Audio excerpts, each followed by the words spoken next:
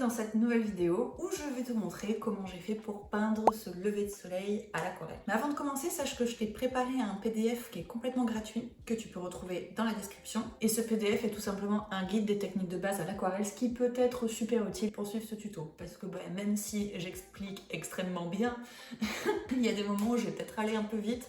Si tu as ce guide à côté de toi, ça sera vachement plus simple. Salut, je m'appelle Maguelone Pérou, je suis artiste aquarelliste et je fais énormément de voyages à vélo pendant lesquels je peins dans mes carnets. Et donc c'est pour ça qu'ici tu vas retrouver plein de sketchbook tours, des vidéos de voyage, des tutos aquarelles. Donc si jamais ça t'intéresse, eh bien abonne-toi et n'oublie pas de cliquer sur la petite cloche pour recevoir la notification dès que je sortirai une nouvelle vidéo. Sans plus tarder, on va passer au tuto.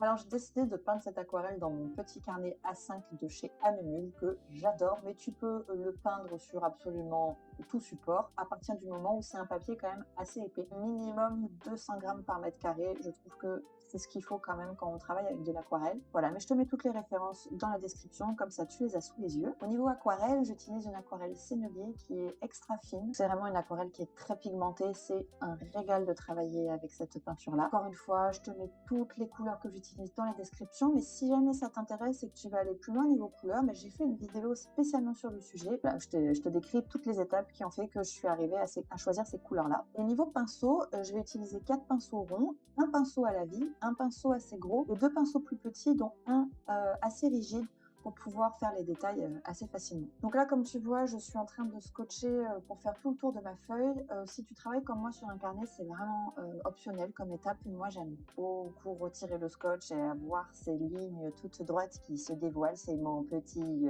plaisir de fin d'aquarelle.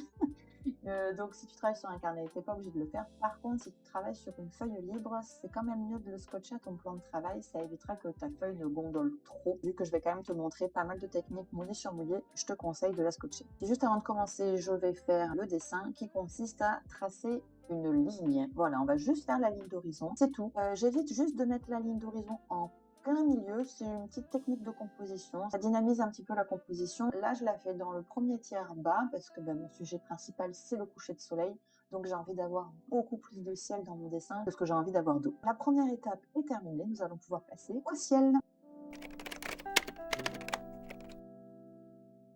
Alors pour peindre ce beau ciel de lever de soleil, j'ai fait tout simplement un dégradé.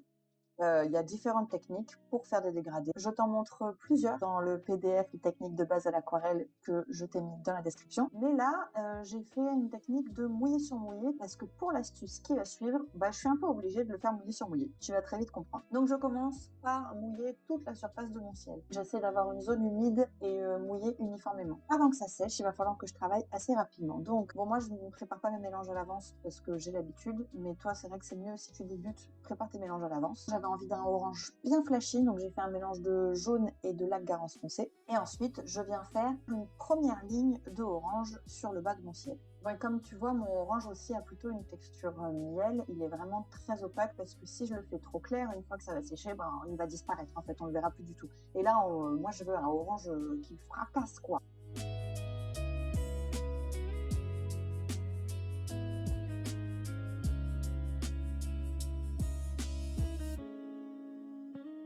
Ensuite, je viens rajouter du jaune et je redémarre dans le orange que j'ai déjà fait. Comme ça, les couleurs vont se mélanger et je n'aurai pas du tout de démarcation entre mon orange et mon jaune.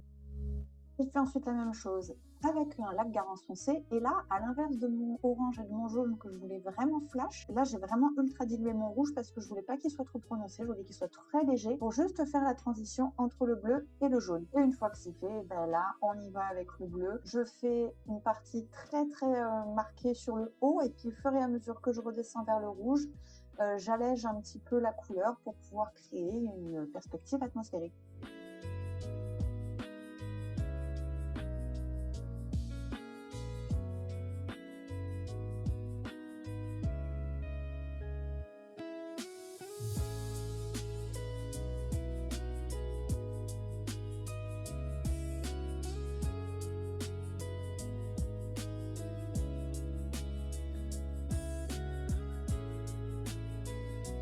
Maintenant que j'ai mon dégradé, je vais pouvoir créer l'empreinte de mon soleil. Pour ça, je prends une petite pièce de monnaie, une pièce de 2 centimes, je l'enroule dans un morceau d'essuie-tout et ensuite je viens l'appuyer délicatement sur mon dégradé pour pouvoir faire apparaître le soleil. Là, il faut vraiment que la surface soit humide parfaitement. Si elle est trop mouillée, on va plus voir l'empreinte. L'aquarelle va recouvrir l'empreinte que tu as faite et si c'est pas assez mouillé, quand tu vas retirer la pièce, il n'y a pas de peinture qui va partir. Donc une fois que c'est fait, je retouche un petit peu avec un pinceau pour enlever les quelques restes de peinture qu'il y a pu y avoir. J'ai pas trop appuyé parce que je voulais pas que ce soit complètement blanc en dessous, je voulais quand même garder un petit peu de couleur. Et ensuite, une fois que j'ai fait ça, avec un pinceau fin un peu rigide, je viens dessiner des petits traits orange autour de mon soleil pour créer un peu les effets de chaleur qui se dégagent du soleil.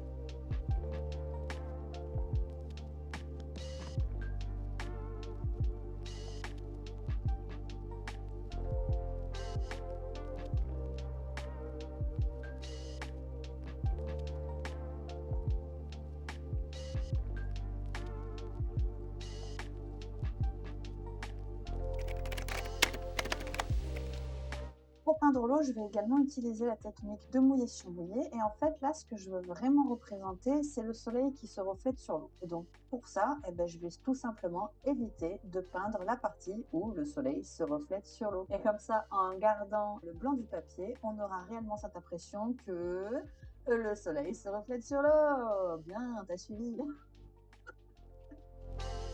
Donc, une fois que j'ai bien mouillé uniformément toute la surface de l'eau, avec un jaune légèrement orangé, je viens peindre toute la surface en évitant le blanc du papier que je veux laisser et la zone inférieure à droite parce que je veux vraiment foncer cette partie. Du coup, si je rajoute du jaune, ça va éclaircir et ce n'est pas ce que je veux.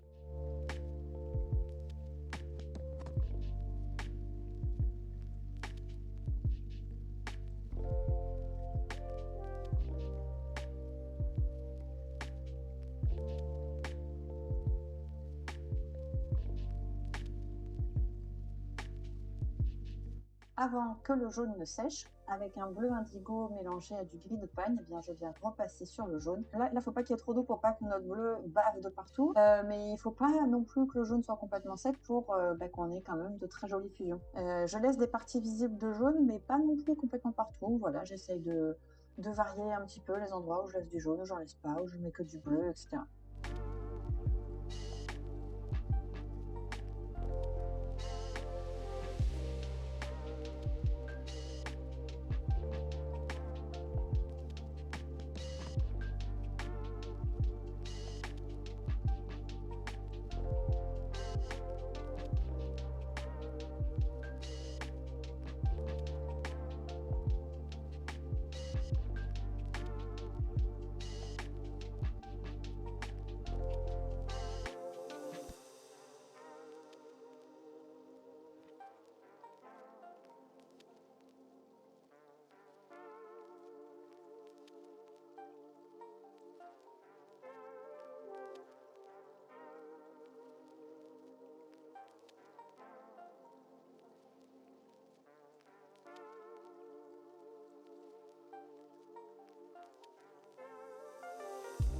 Je n'oublie pas de bien foncer la partie inférieure à droite que je veux vraiment très très foncé. Donc tu vois, j'ai fait un espèce de triangle comme ça et en fait je vais suivre ce triangle-là en fonçant vraiment, en ayant beaucoup de matière et très peu d'eau.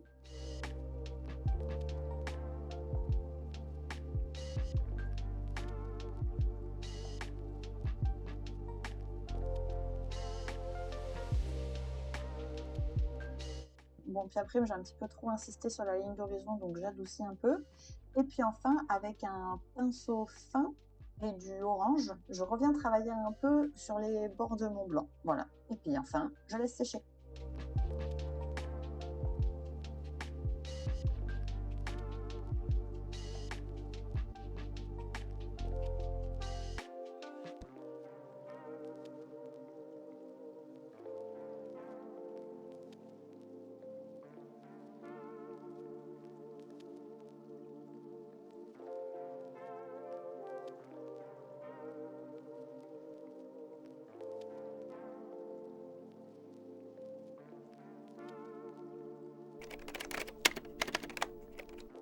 finir, je commence par accentuer vraiment le premier plan en fonçant sur ce bleu indigo.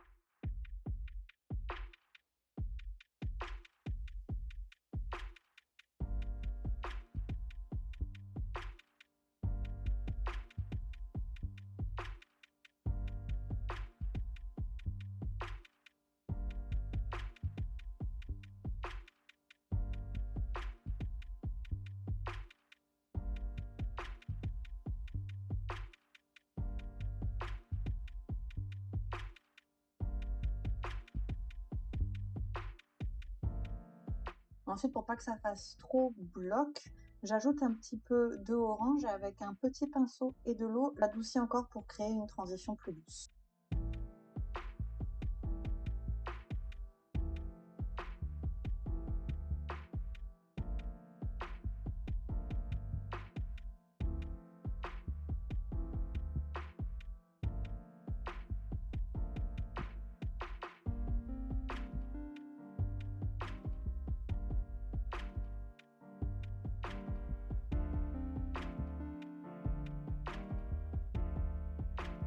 Avec un petit pinceau assez rigide, je prends le même mélange de bleu indigo et de gris de pagne que j'ai utilisé pour peindre l'eau et je peins des petites vaguelettes en faisant des petits traits horizontaux. Donc là, c'est vraiment la partie où on pose son cerveau et on fait juste des petits traits en pensant à les agrandir au fur et à mesure que je m'approche du premier plan.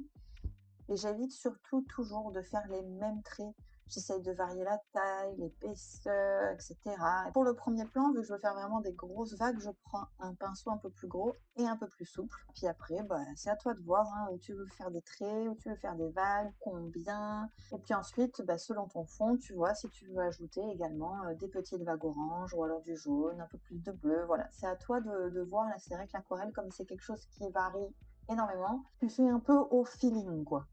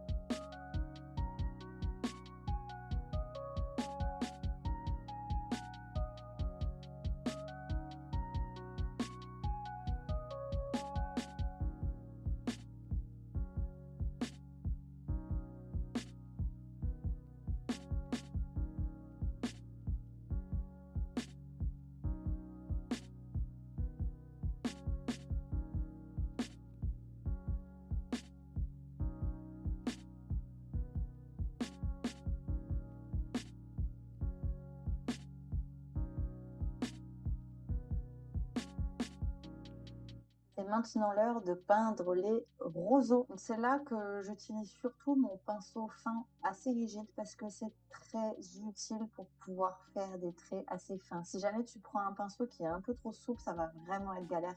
Parce que toute la difficulté, en fait, est là, c'est de réussir à faire de beaux traits fins et longs et que tu vas mettre un petit peu dans tous les sens. Et moi, c'est une partie que j'adore. Je préfère largement ça que de faire toutes les petites vaguelettes là qui m'ont un peu saoulée. Mais vraiment, là, on prend le temps de bien encadrer en fait le dessin avec ces tiges de roseaux qui partent un peu dans tous les sens. La ciudad duerme y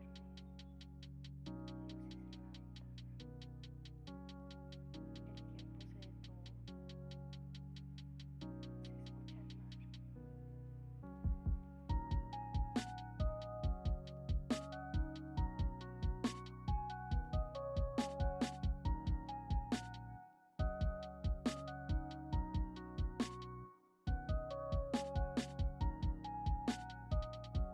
detuvo. Se escucha el mar.